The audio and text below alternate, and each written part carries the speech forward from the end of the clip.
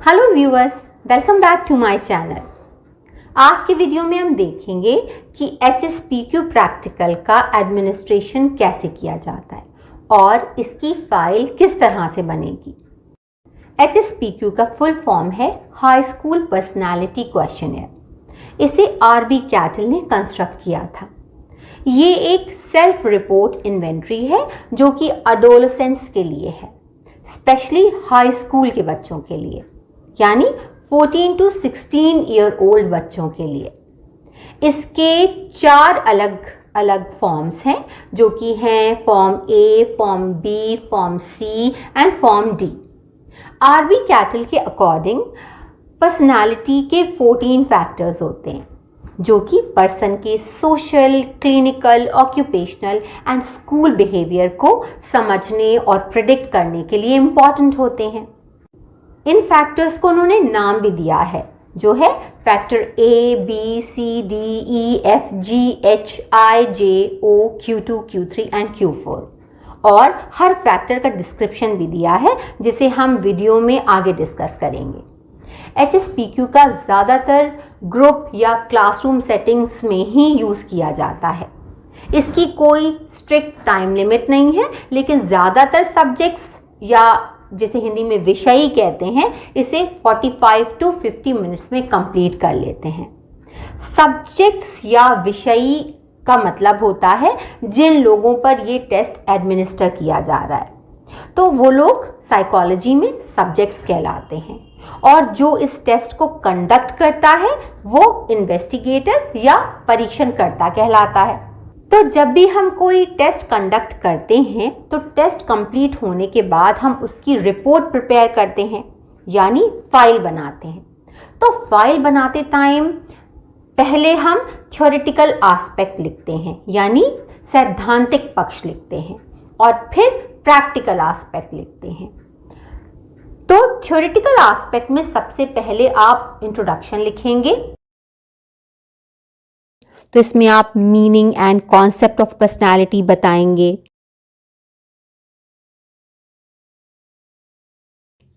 फिर आप पर्सनालिटी की डेफिनेशंस देंगे। तो यहाँ पर आप 2, 3, 4 डेफिनेशंस जितनी भी चाहें आप लिख सकते हैं। इसमें आप ऑलपोर्ट की डेफिनेशन ज़रूर लिखिएगा। ये बहुत इम्पॉर्टेंट डेफिनेशन और बहुत ही अच्छी डेफिनेशन है पर्सनालिटी की। तो आप चाहें तो यहाँ पर इसका स्क्रीनशॉट भी ले सकते हैं। फिर आप कैरेक्टरिस्टिक्स ऑफ पर्सनालिटी लिखेंगे कि पर्सनालिटी की क्या क्या कैरेक्टरिस्टिक्स होती हैं, आप ये बताएंगे।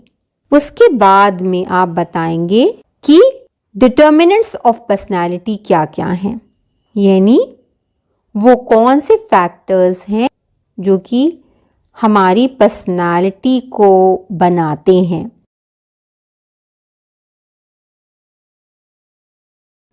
फिर हम बताएंगे कि डायमेंशंस ऑफ पर्सनालिटी कौन कौन सी हैं।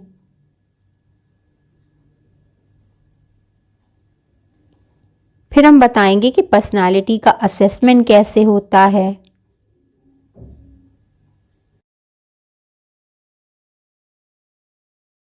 फिर हम methods of assessment of personality बताएंगे, जैसे कि subjective methods, objective methods and projective methods कौन कौन से हैं। तो इसमें हम सब्जेक्टिव मेथड के बारे में थोड़ा सा बता देंगे, फिर ऑब्जेक्टिव मेथड के बारे में थोड़ा सा बता देंगे,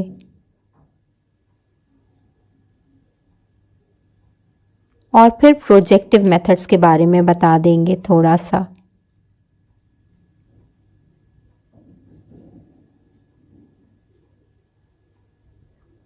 उसके बाद में हम HSPQ के बारे में डिटेल में बताएंगे कि HSPQ क्या होता है, किस एज ग्रुप के बच्चों के लिए होता है, ये कितने फैक्टर्स होते हैं इसमें। जैसा कि आपको पहले ही बताया था कि 14 फैक्टर्स होते हैं। तो अगर HSPQ पर लो स्कोर आता है तो हर फैक्टर पर क्या डिस्क्रिप्शन होगा उसका, हाई स्कोर आता है तो क्या डिस्क्रिप्शन होगा, ये सब बताएंगे। तो इस तरह से आपका थ्योरेटिकल एस्पेक्ट कंप्लीट हो जाएगा। उसके बाद आप प्रैक्टिकल एस्पेक्ट लिखेंगे, जिसमें सबसे पहले आप टेस्ट का नाम लिखेंगे जो है हाई स्कूल पर्सनालिटी क्वेश्चनर। फिर name of the test constructor जो है आरबी कैटल। फिर ऑब्जेक्टिव्स ऑफ द टेस्ट लिखेंगे जो है टू स्टडी द 14 डायमेंशंस और 14 factors of the personality of the subject. Second है to study the leadership and creativity potential of the subject. Third है to assess the uniqueness of the personality of the subject on the basis of above identified factors. फिर आप subjects की details लिखेंगे, जिसमें आप subject का name लिखेंगे और एज लिखेंगे, उसका जेंडर लिखेंगे। क्योंकि HSPQ हाई स्कूल के बच्चों के लिए होता है, तो जाहिर है कि हमारे सब्जेक्ट की एज 14 to 16 के बीच ही होगी। फिर आप उसकी एजुकेशनल क्वालिफिकेशन लिखेंगे, जो कि मोस्ट प्रोबेबली 9th या 10th क्लास होगी। फिर मेंटल एंड फिजिकल हेल्थ लिखेंगे, जो कि नॉर्मल ही लिखना होगा। फिर आप डिटेल्स ऑफ द इन्वेस्टिगेटर लिखेंगे। तो इन्वेस्टिगेटर तो आप ही होंगे, तो यानी आपका नेम, आपकी एज, आपका जेंडर और आपकी एजुकेशनल क्वालिफिकेशन आप यहाँ पर लिखेंगे। फिर आप जो डेट और time and place of administration है उसे यहाँ पर लिखेंगे। एंड फिर यहाँ पर जो प्लेस है उसमें आप साइकोलॉजी लैब लिखेंगे, क्योंकि जो इस तरह के टेस्ट हैं वो साइकोलॉजी लैब में ही कंडक्ट कराए जाते हैं। फिर अगली हेडिंग होगी मटेरियल रिक्वायर्ड। तो इस टेस्ट को एडमिनिस्टर करने के लिए जो मटेरियल चाहिए होता है वो है test booklet, answer sheet, profile sheet, tabular supplement with norms, test profile manual, stencils, graph, pencil, eraser etcetera. उसके बाद में हेडिंग होगी प्रिलिमिनरी सेटअप की, जिसमें आप लिखेंगे proper and comfortable seating arrangement was done, proper arrangement of light and ventilation was done, all the required material was checked and kept on the table, proper rapport was established with the subject etcetera. फिर आप precautions लिखेंगे, जिसमें आप लिखेंगे there should be calm and quiet atmosphere at the time of the test. All the required material should be kept ready before the commencement of the test. It should be made sure that the subject has not skipped any question. Scoring should be done carefully. Calculation of leadership and creativity potential should be done carefully. तो जब आप ये test administer करते हैं अपने subject पर, तो उसे आप HSPQ की बुकलेट देते हैं, ये वाली आंसर शीट देते हैं और पेन या पेंसिल देते हैं। फिर आप अपने सब्जेक्ट को इंस्ट्रक्शंस देते हैं। तो अब आप वही इंस्ट्रक्शंस यहाँ पर भी अपनी फाइल में लिखेंगे। ये इंस्ट्रक्शंस HSPQ की टेस्ट बुकलेट पर फ्रंट पेज पर भी दिए हुए हैं। तो इन इंस्ट्रक्शंस में 2 एग्जाम्पल्स भी दिए हुए हैं बुकलेट के ऊपर, जिनके आंसर्स मार्क करने के लिए इस आंसर शीट में ऊपर कॉलम्स बने हुए हैं। तो प्रैक्टिस के लिए आप अपने सब्जेक्ट से पहले यहाँ पर आंसर्स फिल करवाएंगे ऊपर की तरफ। इस इन्वेंट्री में जो क्वेश्चंस हैं उनमें यूजुअली कोई राइट या रॉन्ग आंसर नहीं है, लेकिन कभी कभी कुछ क्वेश्चंस के लिए करेक्ट आंसर्स भी एक्सपेक्ट किए जाते हैं। हर पर्सन डिफरेंट होता है, यानी एक दूसरे के लिए वो अलग होता है। तो हर किसी की सोच भी अलग होती है, हर किसी की पर्सनालिटी भी अलग होती है। इसलिए आप अपने सब्जेक्ट को बताएंगे कि उसे वही आंसर मार्क करना है जो उसे सही लगता है कि सही है, और वो आंसर्स को सच्चाई के साथ मार्क करे। इसमें कोई भी फायदा नहीं है अगर वो उस आंसर को ये सोचकर मार्क करेगा कि सोसाइटी के नॉर्म्स के हिसाब से तो यही सही है, पर उसे वो सही नहीं लगता। आंसर शीट में 3 ऑप्शंस हैं, A, B एंड C। तो बीच वाले आंसर को तभी मार्क करें जबकि A एंड C को मार्क करना बिल्कुल मुश्किल हो जाए, यानी कि कोशिश करें कि ज़्यादातर A या C आंसर को ही चूज करें और कोई भी क्वेश्चन छोड़े ना, सारे क्वेश्चंस के आंसर्स मार्क करें। कभी कभी सब्जेक्ट को ऐसा लगेगा कि ये क्वेश्चन उस पर तो लागू होता ही नहीं है, पर फिर भी वो किसी भी तरह से उसका आंसर ज़रूर दें। आंसर्स मार्क करने के लिए वो इन बॉक्सेस में क्रॉस का निशान लगा सकता है या फिर वो पूरे बॉक्स को कलर भी कर सकता है। जैसे कि आप OMR शीट पर सर्कल्स को कलर करते हैं। कलर करने से ये फ़ायदा होता है कि जब आप स्टेंसिल यूज़ करेंगे तो उसमें से ये कलर्ड बॉक्सेस ईजिली पहचान लिए जाते हैं। अब जब सारे आंसर्स आपका सब्जेक्ट इस आंसर शीट पर मार्क कर देगा तो आप अपने सब्जेक्ट को थैंक यू कहकर उससे आंसर शीट को वापस ले लेंगे। तो यहाँ आप लिखेंगे following instructions were given to the subject, और फिर जो इंस्ट्रक्शंस अपने सब्जेक्ट को आपने दिए थे टेस्ट के एडमिनिस्ट्रेशन के टाइम पर, उन्हें as it is first person में अपनी फाइल में लिखेंगे। मतलब कि ऐसे लिखेंगे जैसे कि आप डायरेक्ट बात कर रहे हो अपने सब्जेक्ट से। उसके बाद आप यहाँ पर एक्चुअल प्रोसीजर लिखेंगे कि किस तरह से पहले प्रॉपर रैपो स्टैब्लिश किया गया सब्जेक्ट के साथ में, यानी कैसे संबंध स्थापित किया गया। फिर उसको टेस्ट बुकलेट दी और आंसर शीट दी और उससे इंस्ट्रक्शंस दिए, और फिर किस तरह से स्कोरिंग की गई, ये सब कुछ आप प्रोसीजर में बताएंगे। तो अब आपको उसके आंसर्स की स्कोरिंग करनी होगी। तो उसके लिए आप इन दो स्टेंसिल्स को यूज़ करेंगे, stencil number 1 and stencil number 2। Stencil number 1 से आप factor A, C, E, G, I, O and Q3 factor की स्कोरिंग करेंगे।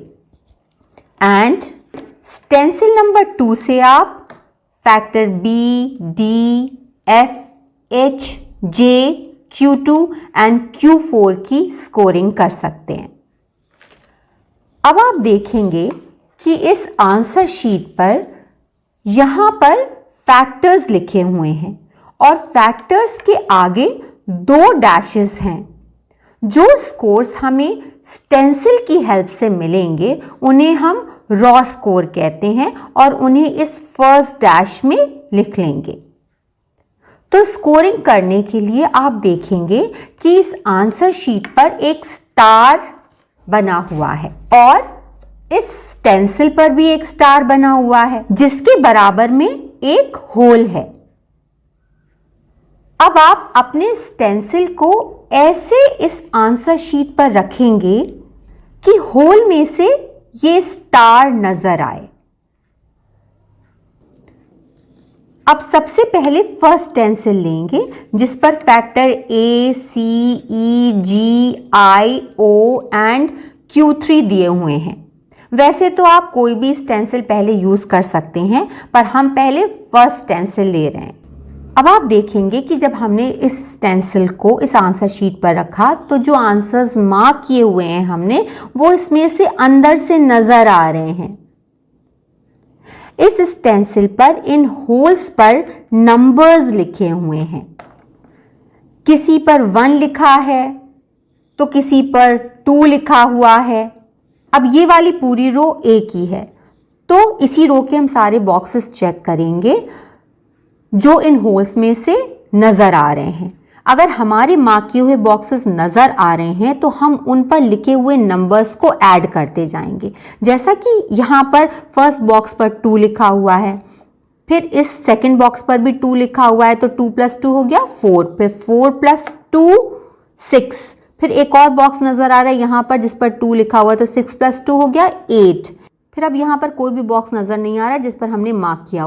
फिर यहाँ पर नजर आया एक और बॉक्स, तो इस सर्किल पर 1 लिखा हुआ है, तो यहाँ पर हमारा हुआ था 2 + 2 4 6 8 एंड 1 9। फिर इस सर्किल में से भी दिख रहा है तो ये इस पर 2 लिखा है तो 10 11 हो गया।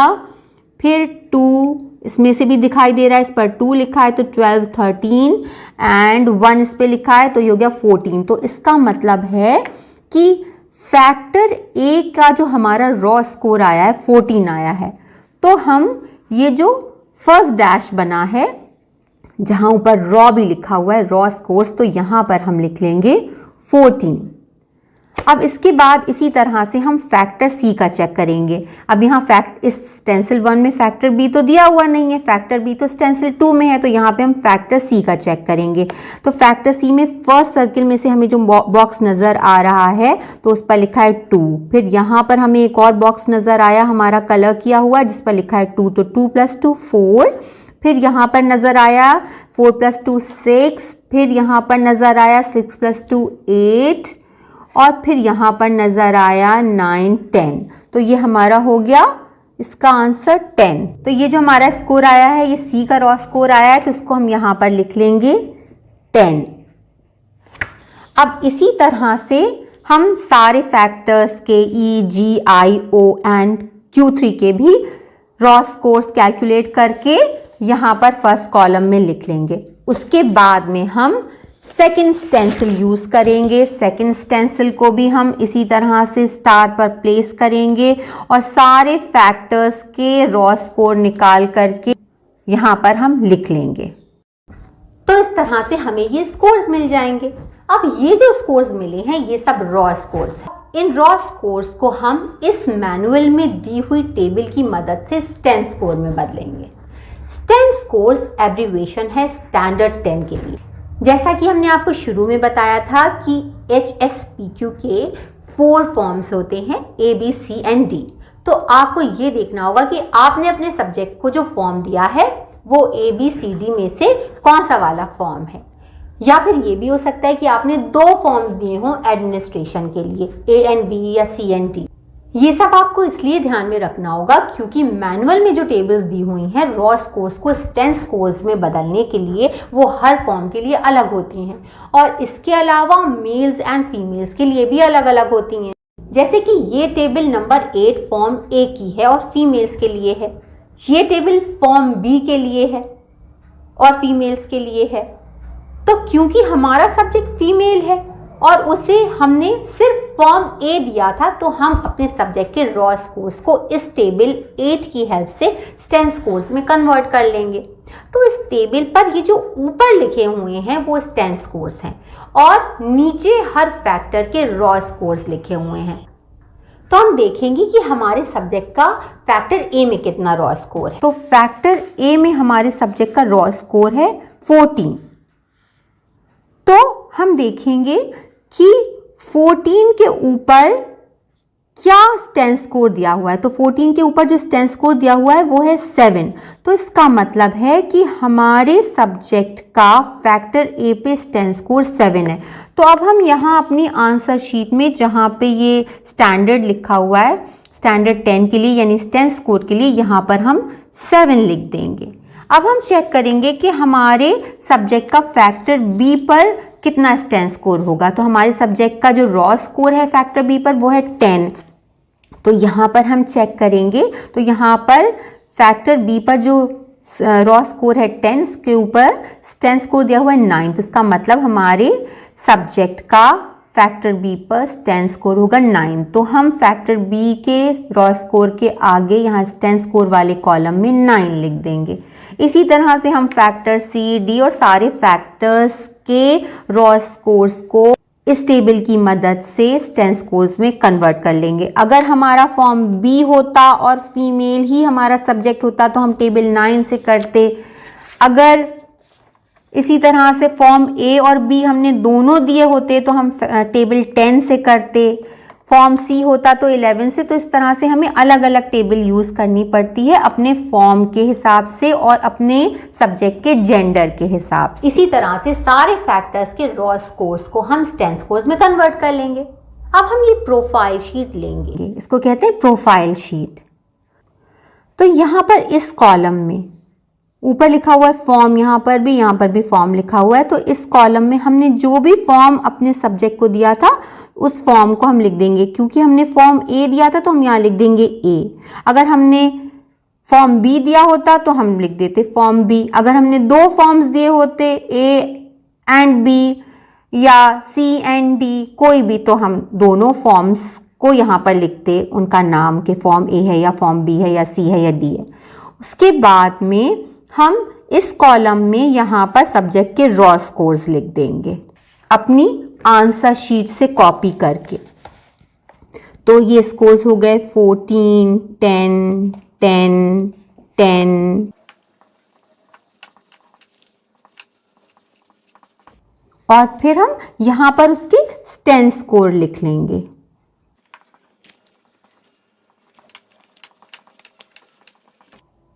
अब आप देखेंगे कि इस प्रोफाइल शीट पर ये ऊपर 1 से लेकर 10 तक नंबर्स दिए हुए हैं, यानी ये स्टेन स्कोर्स दिए हुए हैं। तो हम देखेंगे कि हमारे सब्जेक्ट का फैक्टर ए पर स्टेन स्कोर कितना है, तो ये 7। तो यहाँ पर 7 के नीचे जो फैक्टर ए के आगे डॉट दी हुई है हम उसको सर्कल कर देंगे। फिर फैक्टर बी में हमारे सब्जेक्ट का स्टेन स्कोर है 9, तो हम 9 वाली डॉट को सर्कल कर देंगे। सी में है 7, तो हम 7 वाली डॉट को सर्कल कर देंगे। डी में है 5, तो हम 5 को सर्कल कर देंगे। ई में है 8, तो हम 8 को सर्कल कर देंगे। इसी तरह से हम अपने स्टेन स्कोर्स को देखते हुए सारी डॉट्स को सर्कल कर देंगे।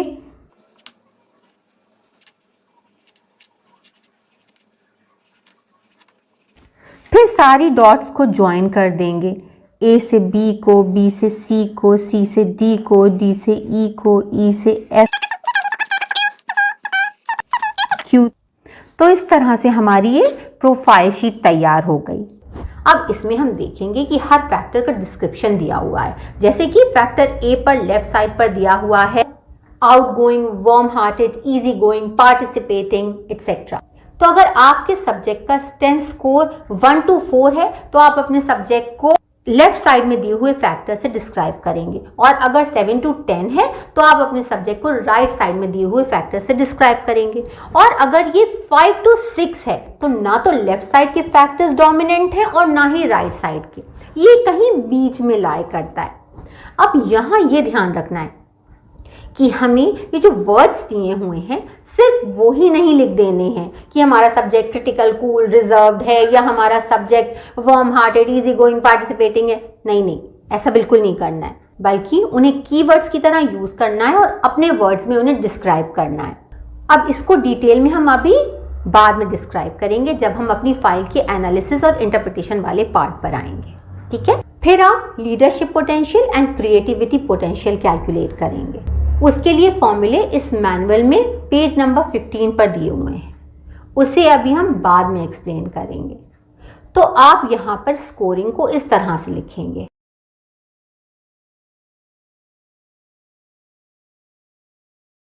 फिर आप यहां पर ये शीट पेस्ट करेंगे। फिर आप राइट पंच शीट पर तो ऑब्जर्वेशन टेबल बनाएंगे जिसमें आप सीरियल नंबर लिखेंगे, फिर आप फैक्टर्स लिखेंगे, ऑल द 14 फैक्टर्स, फिर आप रॉ स्कोर्स लिखेंगे और फिर आप स्टेन स्कोर्स लिखेंगे। अब आप इसी ऑब्जर्वेशन टेबल में दिए हुए स्टेन स्कोर्स के अकॉर्डिंग ग्राफ बनाएंगे जिसे आप लेफ्ट पंच शीट पर पेस्ट करेंगे। तो लेफ्ट साइड में ये ग्राफ रहेगा और राइट साइड में ऑब्जर्वेशन टेबल रहेगी। फिर आप leadership potential and creativity potential calculate करेंगे। उसके लिए फॉर्मूला इस मैनुअल में दिया हुआ है।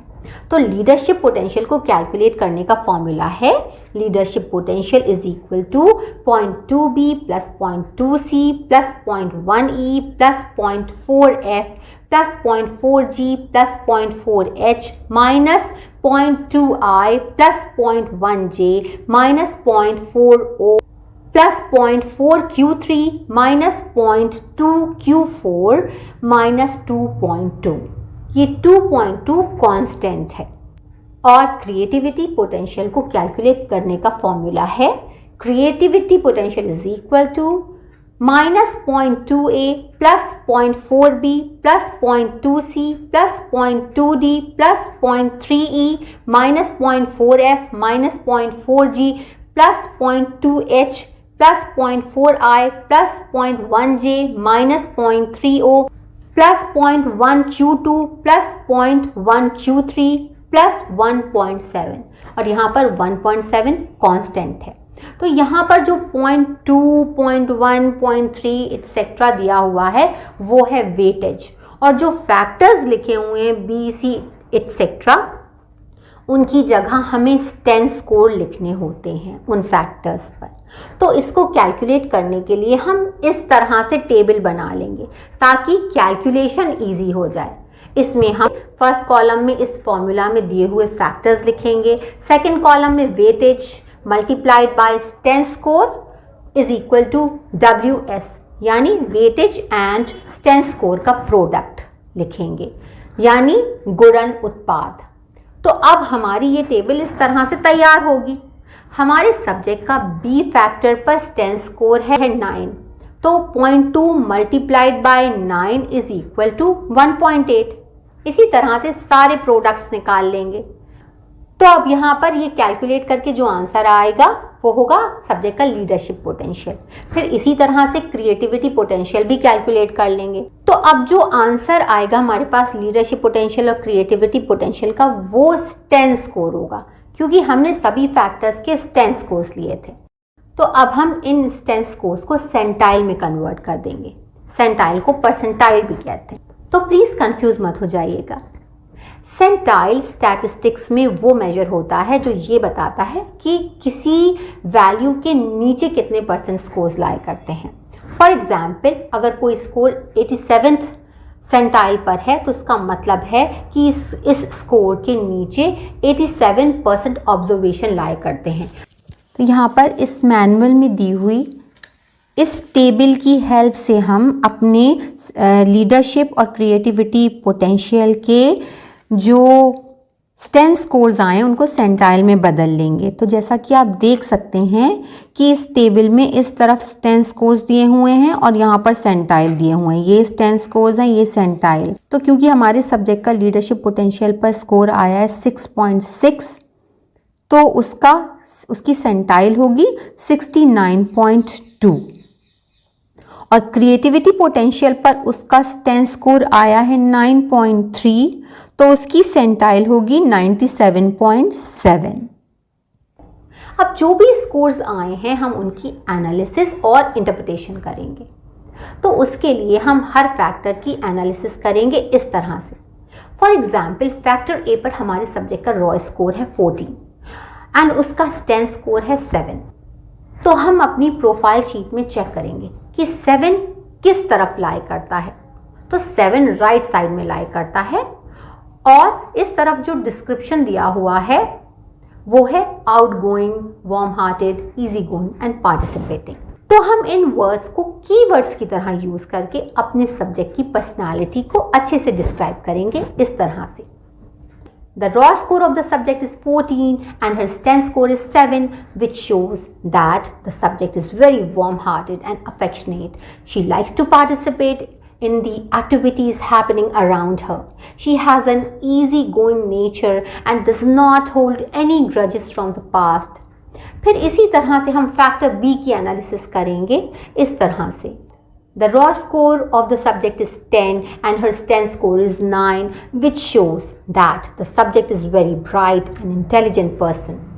Her thinking capability is out of the box. She surprises everyone with new ideas and suggestions. तो यहाँ पर आप प्रोफाइल शीट में STEN scores के अकॉर्डिंग दिए हुए डिस्क्रिप्शन को कीवर्ड्स की तरह यूज करेंगे और अपने वर्ड्स में सब्जेक्ट की पर्सनालिटी को अच्छे से डिस्क्राइब करेंगे। ये नहीं करना है कि सिर्फ डिस्क्रिप्शन में दिए हुए वर्ड्स उठाकर लिख दिए, उन्हें अच्छे से डिस्क्राइब भी करना है। अब इसी तरह से सारे फैक्टर्स की एनालिसिस एंड इंटरप्रिटेशन करेंगे।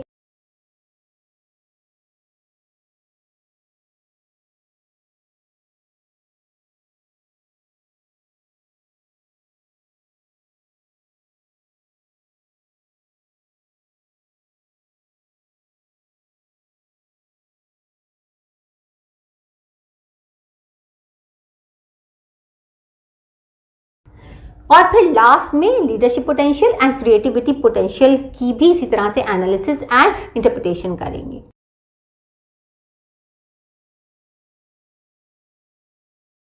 फैक्टर्स की एनालिसिस करते टाइम हम raw scores and sten scores लिखते हैं, लेकिन leadership potential and creativity potential के लिए हम स्टेन स्कोर्स एंड सेंटाइल लिखेंगे।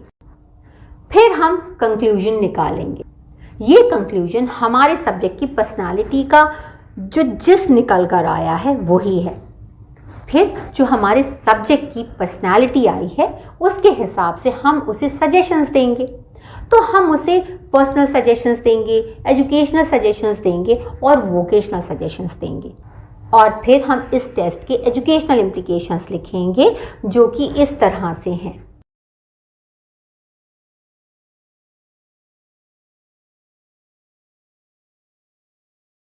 और लास्ट पेज पर आप रेफरेंसेस लिखेंगे। रेफरेंसेस में वो सभी बुक्स जिनसे आपने कंसल्ट किया है उनके नेम्स और उनके ऑथर्स के नेम्स एंड पब्लिकेशन लिखेंगे APA स्टाइल में। ठीक है, तो आई होप कि अब आपको अच्छे से समझ में आ गया होगा कि HSPQ का एडमिनिस्ट्रेशन कैसे किया जाता है, इसकी स्कोरिंग कैसे की जाती है, जो इसके स्कोर्स आते हैं उनकी एनालिसिस और इंटरप्रिटेशन कैसे किया जाता है, और फिर फाइल कैसे बनाई जाती है। तो अब आपको कोई डाउट नहीं रहना चाहिए। अब अगर कोई डाउट है आपको तो आप कमेंट सेक्शन में लिख करके पूछ सकते हैं। और हाँ, जो कुछ भी मैंने बताया है ये आपको सिखाने के लिए बताया है, इसको आप रेफरेंस की तरह यूज़ करिएगा और आप ईमानदारी से अपने सब्जेक्ट पर किए हुए स्कोर्स को लेकर ही एनालिसिस और इंटरप्रिटेशन करिएगा और अपनी फाइल को तैयार करिएगा। ठीक है, प्रॉमिस? ठीक, तो आज के लिए इतना ही काफ़ी है। फिर जल्दी मिलेंगे नेक्स्ट वीडियो में नेक्स्ट टॉपिक के साथ में। तब तक के लिए good bye and thanks for watching.